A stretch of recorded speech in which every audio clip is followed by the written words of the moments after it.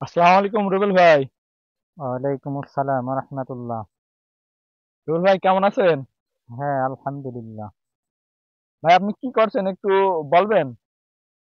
ভাই, এই যে পেঁয়াজের বীজ ছিটালাম তো এখন, এই যে খড় দিয়ে ঢেকে দিচ্ছি।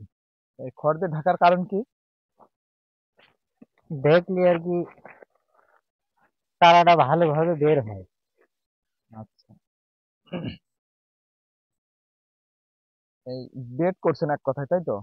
এটা বের করছি। অনেকেই দেখি কাগজ দিয়ে ঢাকে। ঢেকে বৃষ্টি বৃষ্টি বৃষ্টির সময় বা দেখা যাচ্ছে যে বৃষ্টি হওয়ার সম্ভাবনা থাকলে কাগজ দিয়ে ঢাকে। আচ্ছা, এখন তো বৃষ্টির সমস্যা নাই। না। এখন হলো শীতের সিজন, বৃষ্টি হুম, কমই হয়। তো কতটুক বীজ বুনলেন? 500 গ্রাম। 500 গ্রাম, কয়টা বেড করলেন? চাইছি। ও, এই বীজ পরে কি উঠাই আবার লাগানো যাবে? হুম।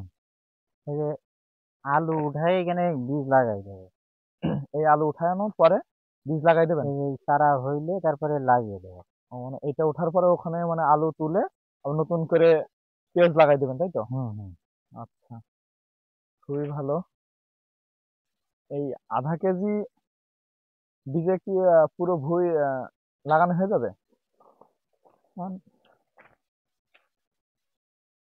উম, 25% লাগানো যায় আধা কেজি বীজে। ও আচ্ছা, কত করে কেজি কিনছেন? এটা আমি কিনছি হলো 6,000 টাকা কেজি। 6,000 টাকা কেজি? হুম, তার মানে আধা কেজি কিনছেন তিন তিন। হাজার টাকা হুম। অনেক দাম তো। এটা আমি তো আরো ভালো বীজের দাম আরো বেশি।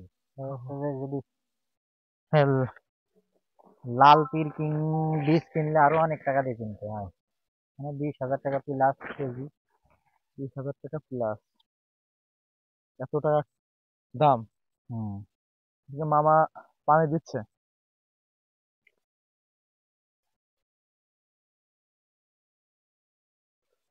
বেডে পানি দিচ্ছে।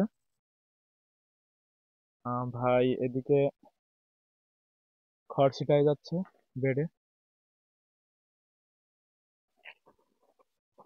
এক কথায় যত্নে রত্ন মেলে।